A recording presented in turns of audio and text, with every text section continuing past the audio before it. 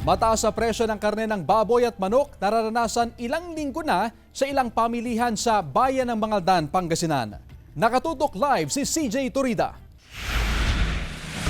CJ? Chris, alam mo, dahil sa sunod-sunod na pagsipa sa presyo ng produktong petrolyo, ay apektado na rin ang presyo ng iba't ibang bilihin tulad ng karne. Magtatanghali kanina nang magtungo sa pamilihang bayan ng Mangaldan, Pangasinan si Ginang Yoli mula sa barangay Embarcadero. Bumili siya ng kalahating kilo ng karne ng baboy na inulam nila kaninang tanghali. Ang ulam, Anong paborito niyong ulam na galing sa karne ng baboy? sinigang.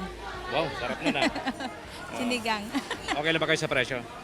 Okay naman. Pero ayon sa ilang negosyante, isang linggo nang nararanasan ang mataas na presyo ng karne ng baboy. Mula sa 340 hanggang 350 pesos per kilo ng karne ng baboy, pumalo na ngayon sa 380 pesos ang kada kilo. Galing pa raw sa Bicol ang mga kinakatay na baboy sa bayan. Bukod sa karne ng baboy, tumaas din ang presyo ng karne ng manok. Sumabay ito sa pagsipa ng presyo ng karne ng baboy. Kung dati, mabibili ito sa 200 pesos kada kilo, ngayon, nasa 220 pesos per kilo na ang presyo. Galing daw sa Bulacan ang ilang ibinabagsak na supply sa palengke ng Mangaldan. Sa taas ng gasolina, sir, apektado rin ang mga binta.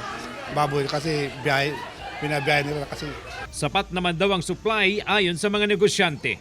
Chris, nandito tayo ngayon sa pamilihang bayan ng Calasiao, Pangasinan. Sa mga oras na ito, tuloy pa rin ang kalakalan sa palengke. Pero alam mo, sabi ng mga meat vendor, matumal daw ang bentahan ng karne ngayon dahil sa taas ng presyo. Pero kung tutuusin, mas mura pa ang presyo ng karne ng baboy at manok dito kumpara sa mga ibinibenta sa Mangaldan Public Market. 360 pesos per kilo ang karne ng baboy at 200 pesos per kilo naman ang karne ng manok. Noong nakarang linggo rin sila nagtaas ng presyo. Umaasa ang mga meat vendor dito, Chris, na sa mga susunod na araw ay sisigla rin ang kalakalan. Yan ang latest mula sa Calasiao Public Market. Balik sa iyo, Chris. Maraming salamat, CJ Turida.